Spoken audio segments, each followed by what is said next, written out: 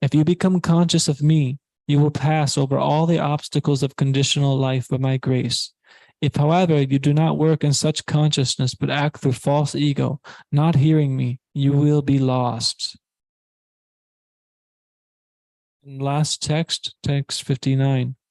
Yadahankaram ashritya nayotsya iti manyase mityaisha vyavasayaste prakriti-tham yokshisti. If you do not act according to my direction and do not fight, then you will be falsely directed. By your nature, you will have to be engaged in warfare. All right, so we can return to text 49. And we'll read the translation and purport by His Divine Grace, A.C. Bhaktivedanta Swami Prabhupada, Srila Prabhupada Ki Jai. The Buddhi Sarvatra Jitatma Vigataspriya Naishkarmya Siddhim Paramam Sanyasyan Adi Gachati. One can attain the results of renunciation simply by self-control and by becoming unattached to material things and disregarding material enjoyments. That is the highest perfectional stage of renunciation. Purport. Real renunciation means that one should always think himself part and parcel of the Supreme Lord. Therefore, he has no right to enjoy the results of his work. Since he is part and parcel of the Supreme Lord, the results of his work must be enjoyed by the Supreme Lord. This is actually Krishna consciousness. The person acting in Krishna consciousness is really a sannyasi, one in the renounced order of life. By such mentality, one is satisfied because he is actually acting for the Supreme.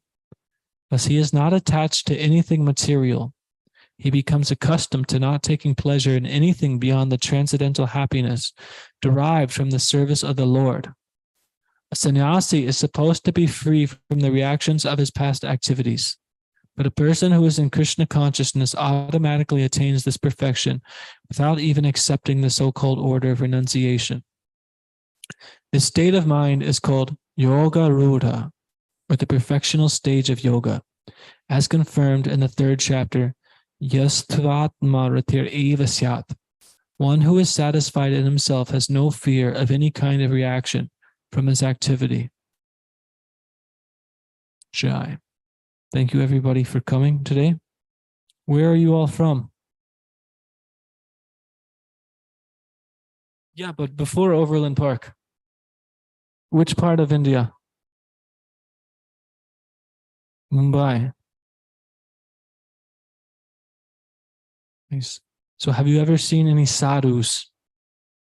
Sadhus living on the streets or, doing acts of penance, saintly persons. So here Krishna, he's talking about, he uses the word sannyas, somebody in the renounced order. But what Srila Prabhupada just pointed out was that one who takes to Krishna consciousness automatically comes to this perfection without accepting the so-called renounced order. So we could see some sadhus, they may live on the streets, but still they may be smoking BTs, they may be chasing girls, they may be eating sweets and all these other things. But the whole point that Prabhupada is presenting is that by acting with love and devotion to Krishna, automatically you're taking whatever Krishna gives you and you're utilizing it for his service. So you can work a very nice job, you can be with your family, and you do all this in a way that's pleasing to Krishna. And then Krishna protects you from all karma. See, this is the conclusion. Krishna speaks the whole Bhagavad Gita. So many shlokas, hundreds of shlokas, and it's all leading up to here. We hear Arjuna, he brings up so many doubts and questions. In the 6th chapter, Krishna tells Arjuna, just sit and steady your mind. Make your mind steady like a fire with no wind. You've seen like when we offer the ghee lamp, Deepa, we set it down, and I always see if there's no air in the room, it just burns straight, steady. So Krishna says, steady your mind like this. And Arjuna, what does he say? No, I can't do too much. Too hard to control the mind. He says it's like trying to control the wind. It'd be easier to control the wind than to control the mind. So Arjuna rejects all this, and Krishna keeps speaking. And ultimately, he speaks this 18th chapter.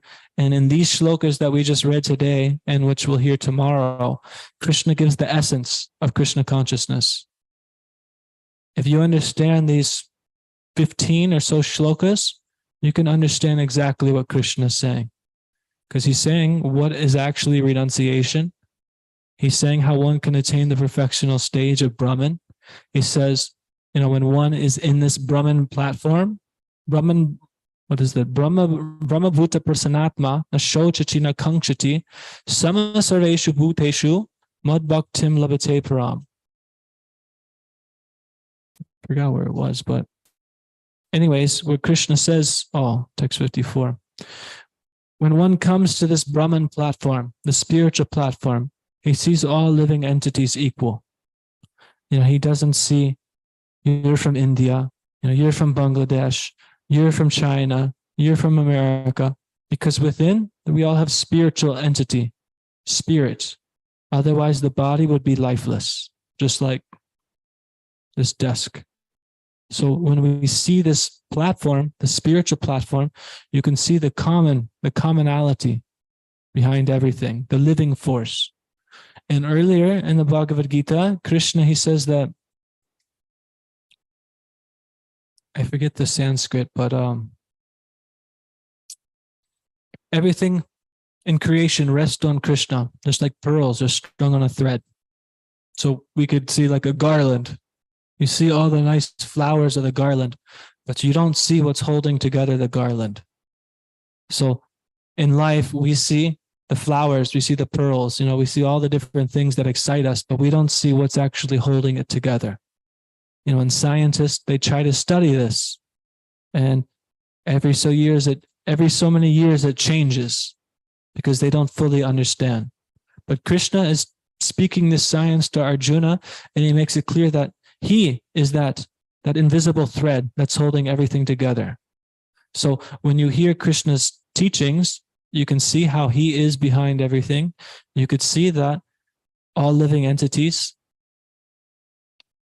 are spiritual, instead of seeing the dog, the cow, the saintly person, the person living on the street, the homeless person, seeing them all different, you can see that there's a spiritual being within them. So in this way, it frees us from illusion and helps us see what's really going on in life. Also, in the same shloka, Krishna says that when one attains the spiritual platform, na shochachi, na kankshati. One neither hankers, one no more desires for extra things, and you no longer lament for things that you've lost. Lament, like sad. Yeah, like I won the lottery. I had $1 million or 7 million rupees, and then I lost it. Now I feel, oh no, I if only I had that, my life would be perfect. So we're always hankering. If only I have, this job, this wife, this house, this college degree, then life will be good. And then we get them, and then we think, oh no, if only I would have done it like this.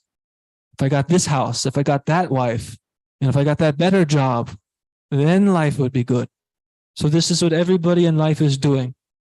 So we're never peaceful because we're always thinking, oh, I need more, and I'm not good, so I should have done like this. I should have done like this. Always unsettled, disturbed.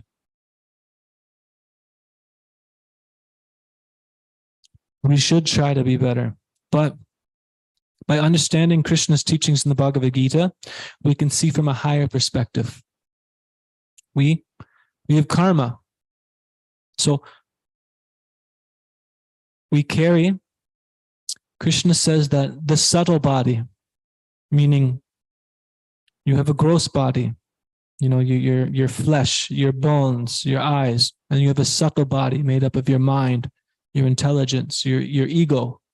And this subtle body has many different desires and personas, like identities. So our subtle body carries us from one gross body to another gross body. Krishna says, just like the wind carries aroma or smell.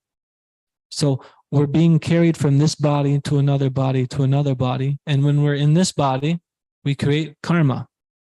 So one of the big topics that Krishna speaks in the Bhagavad Gita is karma. So when we're committing karma, we carry that to the next body. And earlier on in the Bhagavad Gita, in chapter 3, Krishna says, Prakrite kriyamanani gunai karmani sarvashaha vimudhatma ahankara kartaham iti manyate. So what Krishna says is that one who is bewildered by the material energy, meaning that we see only the garlands, but we don't see the thread underneath of it. Then, Prakrite kriyamanani means Prakrite, nature, the gunas, kriya, action, So we think that we're the doer, that we're independent, but in actuality, it's the modes of material nature, the gunas, that are driving us to act. And we are bound by karma. So we think that we're totally free and independent to act in a certain way. Then, actually, it's just the modes of material nature driving us to act. And we could see this, for instance, say somebody, was born in a village in India. They grew up in this way. It's not a big city, so everybody acts in a certain way. Everybody knows one another. And then, you get to be older and you think, you're totally independent, but the way that you see the world, you perceive the world, everything, what you eat, how to cook, it's all based on a certain way of living. And similarly, if we're born in America, it's the same thing.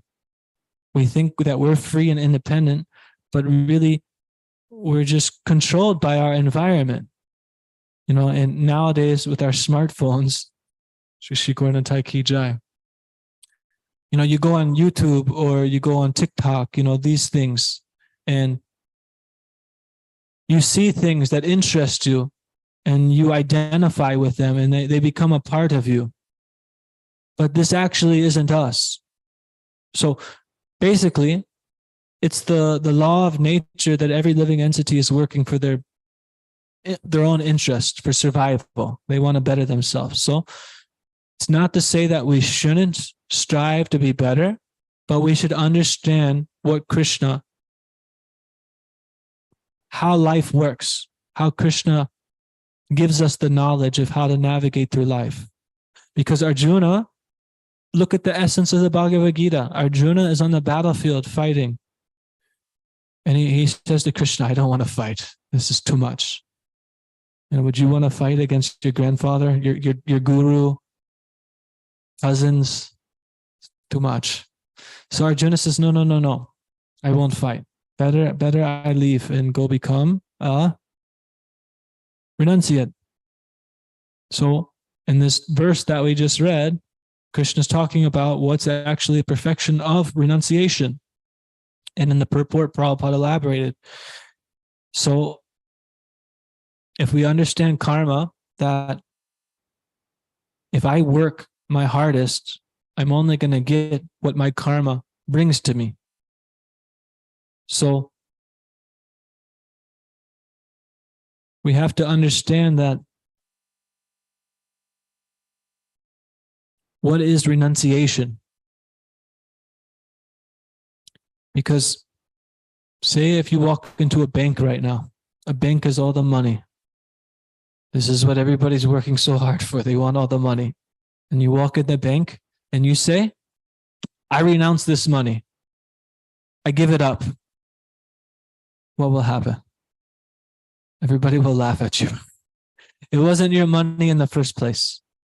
So these sadhus I'm talking about on the street who try to renounce everything, it may be good, but in reality, there's nothing to renounce because everything's Krishna's.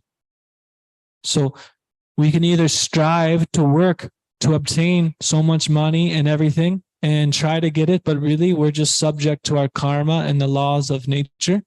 Or we can try to renounce it because we realize that we're always hankering and lamenting, always sad and happy.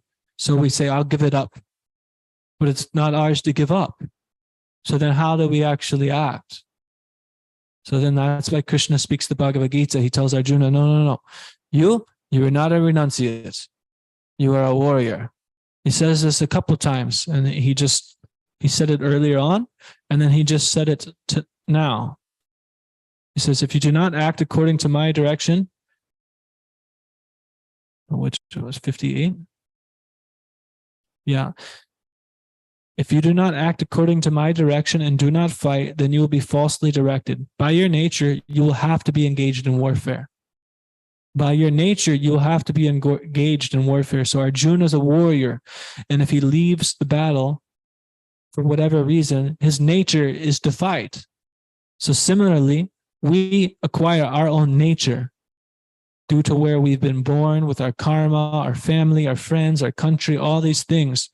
And if we don't take up Krishna consciousness of the spiritual way of viewing everything in relation to Krishna, then naturally we're going to be driven to act according to our nature, which for most people means getting married, having a house, having kids, and there's nothing wrong with doing that.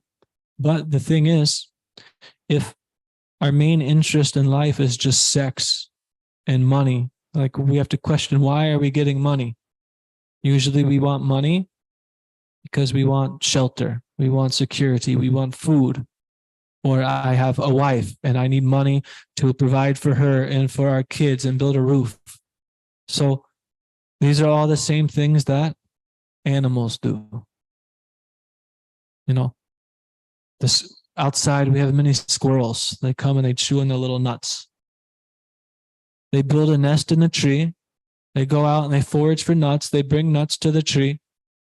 So the thing is, they're doing the same thing. They're working hard to get food and build a shelter and then find a woman squirrel, a female squirrel, and have babies. So then he's bringing food to the shelter to provide for his family. So we do the same thing. But the squirrel, he's not in so much stress. We feel so much stress. Oh, should I do like this? I have to do like this. Oh, my boss wants me to do so many problems, so many anxieties. So what Krishna is saying is, don't live like the squirrel. Give the fruits of your work to Krishna. So you can have a family, have a house, but instead of making the central feature of the house, the body and sex, you make the central figure Krishna. Then you become connected to spiritual life. And like we just said, when you're connected in the spiritual life on the Brahman platform, Brahman Bhuta Prasanatma na shochati na kankshati samasarveshu bhuteshu mad bhaktim labate param. What is the last line of this?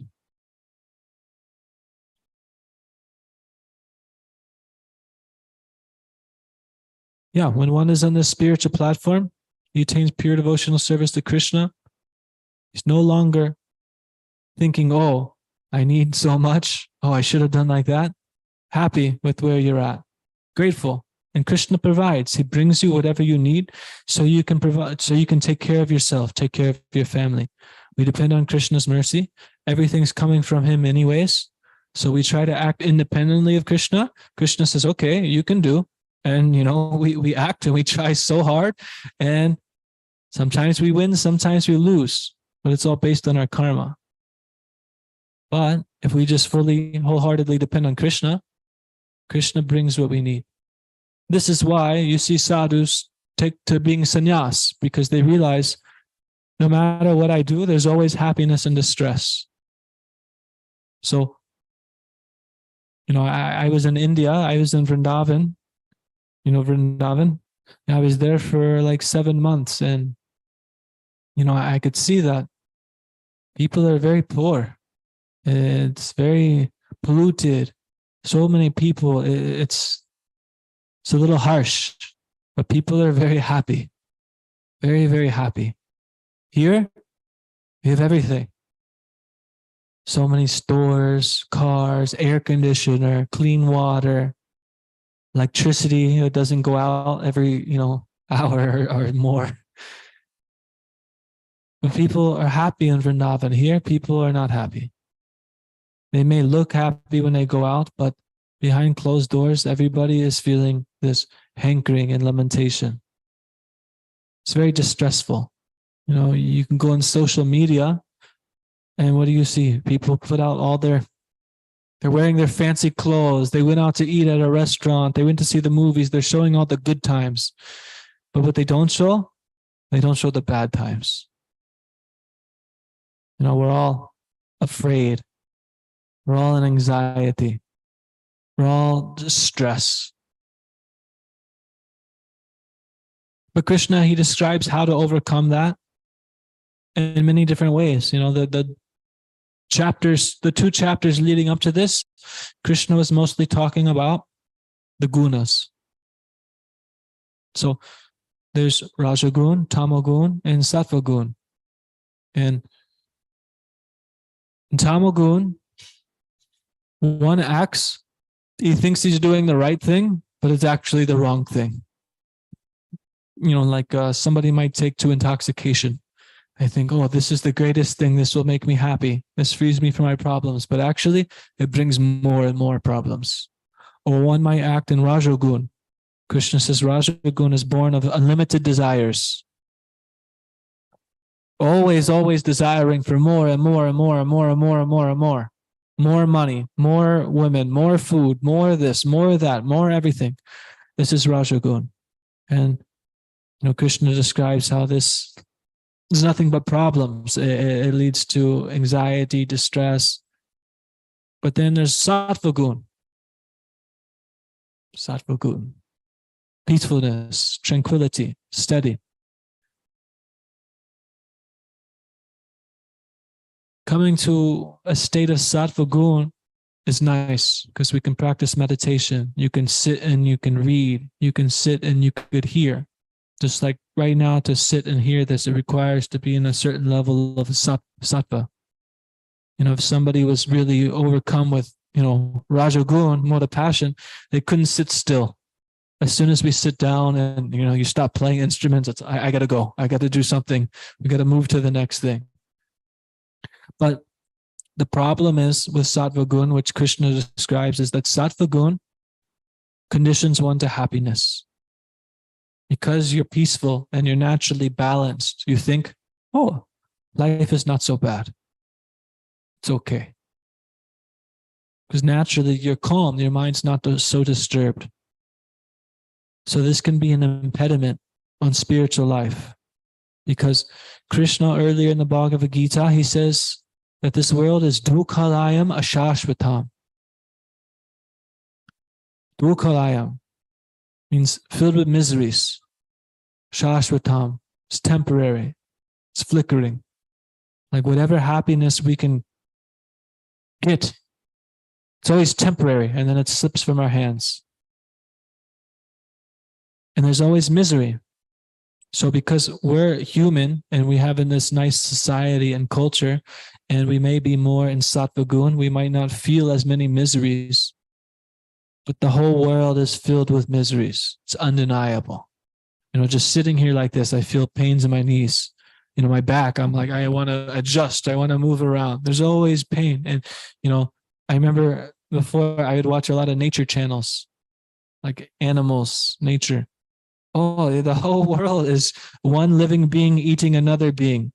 We sit down for dinner and we have a bunch of nice food on our plate, and we don't think that, oh, wow, so much destruction had to come into this.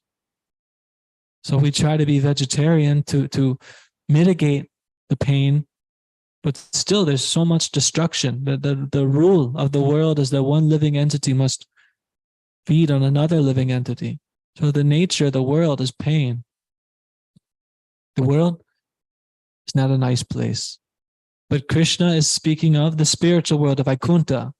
Vaikuntha, no anxieties, no problems. Nice place. And Krishna is inviting us to this spiritual world. And by taking up Krishna's teachings in the Bhagavad Gita, you can perceive that now. You can feel that now. You don't have to wait till, after I die. Hopefully, I'll go to Vaikuntha. Hopefully, I'll go to Swargaloka. No, you could know your position now. But it takes devotional service to Krishna. Just like this verse we just read right here, text 55. Bhaktya mam abhijanati yavanyashasmi tatvataha tato mam tatvato gyatva vishate tadanantaram. One can understand the Supreme Personality as he is only by devotional service. And when one is in full conscious of the Supreme Lord by such devotion, he can enter into the kingdom of God.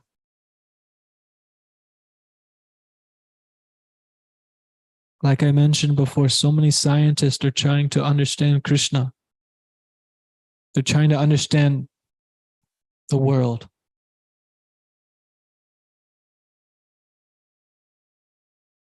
And a lot of people, they don't believe in Krishna. They don't believe in spirituality because science can't prove it. They say somebody can't prove God, but science is here. It's real. We can prove it.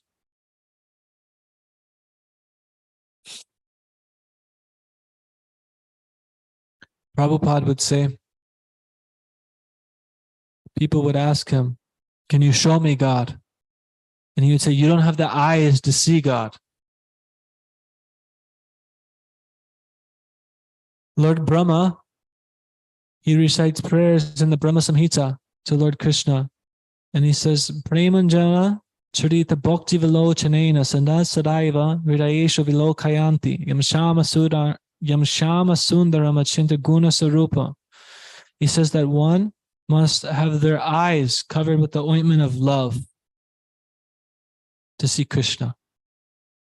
So you connect that to here. Krishna says by devotional service. If we have love for somebody, for our friend, girlfriend, for our mom, whoever it may be, we want to show our love by doing some action, some activity.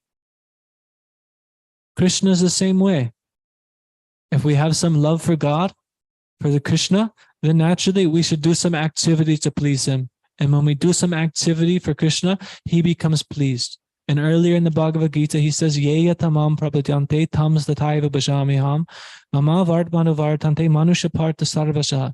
He says everybody is seeking Krishna in some way or form because everything's coming from Krishna. And Krishna says he rewards us to the degree of our surrender. Krishna gives to us as much as we put in. Krishna rewards us to the degree of our surrender, to our devotion, to our love, to how much we give to Krishna. That's how much he'll give to us. And he gives us transcendental realizations. In the Srimad Bhagavatam, you're familiar with the Srimad Bhagavatam, yeah?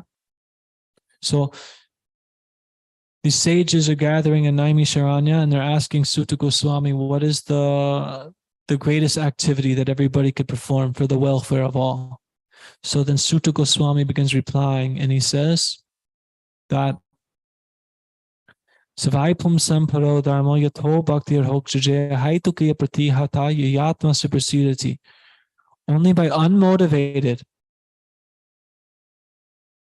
unceasing, meaning devotional service that's unmotivated. I don't want anything from it. I just want to do service and constant, never stopping. This way, one can develop transcendental knowledge and detachment of the world.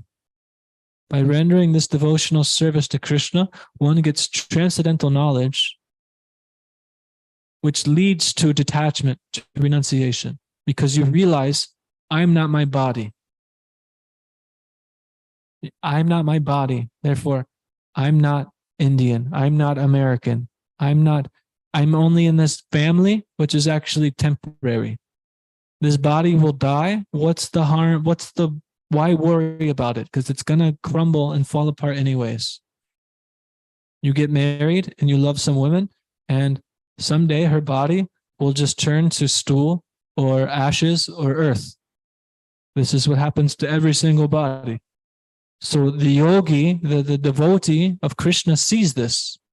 So he may have a wife, but instead of being overly attached, he always remembers, we're spiritual. I have to utilize my position that's given to me due to my karma so I can use it to advance towards Krishna. And as we try to advance more to Krishna, Krishna gives us more of this knowledge, which leads to more renunciation, you could say. You get more of a taste for the spiritual domain. Whereas the scientists I was mentioning, they're always using their senses, empirical knowledge, building. You know, we build a telescope or a microscope, but it's based on our senses, and it can only go so far. So that's why I said it's always changing. Now they understand this, and 2 years later, they understand this, and then they understand that. But we hear from Krishna, the Bhagavad Gita was spoken more than 5,000 years ago. It stays the same. It stays the same. We could come back in another birth 1,000 years from now and still hear the Bhagavad Gita. Same message, same result. Because Krishna is speaking the real science. Because science says you try this and you get a result. And this is the ultimate science experiment, where Krishna says by love and devotional service, he can be understood. And when we render that love and devotional service, he gives that knowledge, which leads to detachment from the world because it's temporary and filled with miseries. So, you know, this is the 18th chapter. It's the conclusion. So I'm kind of jumping back and forth between different things that Krishna said throughout the whole Bhagavad Gita. Because when you understand the whole message of what Krishna is trying to say, it's pretty clear. And it leads up to a shloka, which we didn't read today, we'll read tomorrow, which is the conclusion of the Bhagavad Gita. Text 66. Sarva dharman parityaja mamekam sharanam braja aham tvam sarva papebhyo mokshayashami ma shuchaha. Krishna says, abandon all varieties of religion and just surrender unto me. I shall deliver you from all sinful reactions. Do not fear. Sarva dharman parityaja. Sarva dharma, all religions, all dharma. Because Arjuna is worried about so many things being on the battlefield. Oh, how can I fight my guru, my grandfather? If we kill all these people, then, it will lead to a degraded population. He has all these doubts and concerns. And Krishna says, give up all these lesser things and just surrender unto him, and he'll provide. So that's what the devotees are trying to do. This is why we take shelter of this Maha Mantra, because this Hare Krishna mantra is prescribed for this age of Kali, for Kali Yuga. And in the Shastra, it says, Hare Nama, Hare Nama, Hare Namaiva Kevalam, Kalal Nasteva, Nasteva, Nasteva, Gatiranyata. It says, by chanting this mantra, Hare Nama, Nama Hari, name of Hari, chanting the holy names of Lord Hari in this age of Kali is the only means for deliverance, for self-realization. Nasteva, Nasteva, Nasteva. There's no other way, no other way, no other way. So this is why we take to chanting the Hare Krishna mantra. We study the Bhagavad Gita, the Srimad Bhagavatam, and we render devotional service to Krishna as given by the Guru, because the Guru actually knows how to act properly. Otherwise, I might go to a cricket game and say, oh, this is for you, Krishna.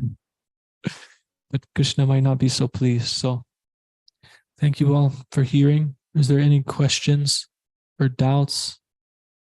Any realizations? Okay, so this Bhagavad Gita is very wonderful. And from my personal experience, when we take to reading it and studying it, life becomes very clear. No matter what I want to do in life, it becomes clear that there's a goal to life. Whereas if I stop reading, then it's very easy to be distracted by everything going on. India has been very simple and traditional, but things are changing, especially in like Mumbai. Mumbai is like the Western world, very big. But in the villages, you still have a lot more touch to the traditions and culture. But it's changing by the effects of Kali Yuga. So, I've traveled around the country distributing this Bhagavad Gita. I've met a lot of people coming from India to study at universities, which, America is nice. There's a lot of nice amenities, but there's more effects of Kali Yuga. So it can be very easy to be distracted. So don't get so distracted, and take advantage of this opportunity to hear the Bhagavad Gita. Because in our next birth, we might not come back as a human. We can come back as a cow, a donkey, a squirrel. There's no potency to understand the Bhagavad Gita from these positions. Or even if you're too affected by the gunas, and you come back as a human, but even with more attachments and more problems, more karma, it can be harder to hear the Bhagavad Gita. But the more that we hear it, see, right after the conclusion, which I just read, Krishna declares, he says to Arjuna that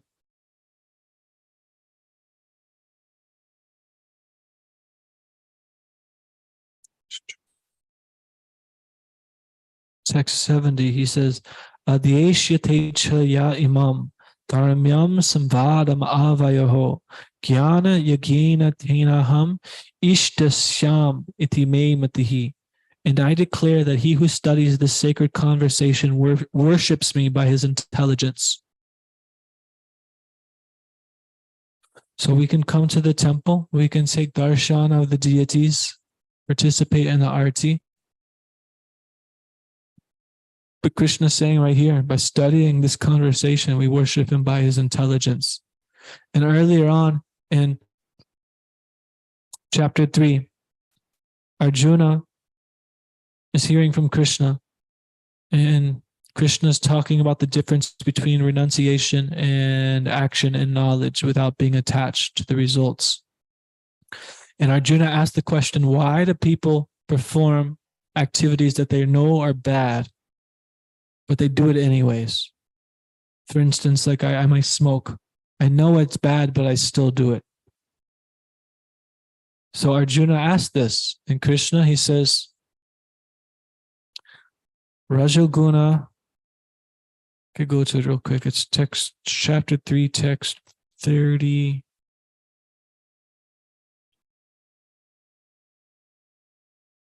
Is it 27 or 37? Yes, 37. Kama esha krodha esha rajoguna samudbhavaha mahashano mahapapma vidya enam ihavairinam. He says, it is lust only, Arjuna, which is born of contact with the material modes of passion, or rajagun, and later transformed into wrath, which is the all-devouring sinful enemy of the world. So Krishna says that even one person who knows what is right to do and what is wrong to do, he can still do the wrong activity because of lust. Lust. I want to do it. I got to have it. I want it. We lose all of our intelligence because of lust. But the reason why I mention this is because at the end of that chapter, Krishna tells Arjuna, Evam bude param budva samstyab atmanam atmana jahishatrum mahabaho kama rupam darasadam. Thus, knowing oneself to be transcendental to the material senses, mind, and intelligence, one should control the lower self by the higher self, and thus by spiritual strength conquer this insatiable enemy known as lust. So we have to take to transcendental knowledge to apply this.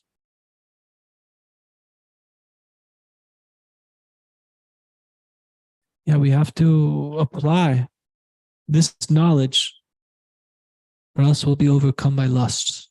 I want this, I want that. And Krishna says one who studies this worships him by his intelligence. So there's no other intelligence that we need other than the words of Krishna. Okay, any last thoughts?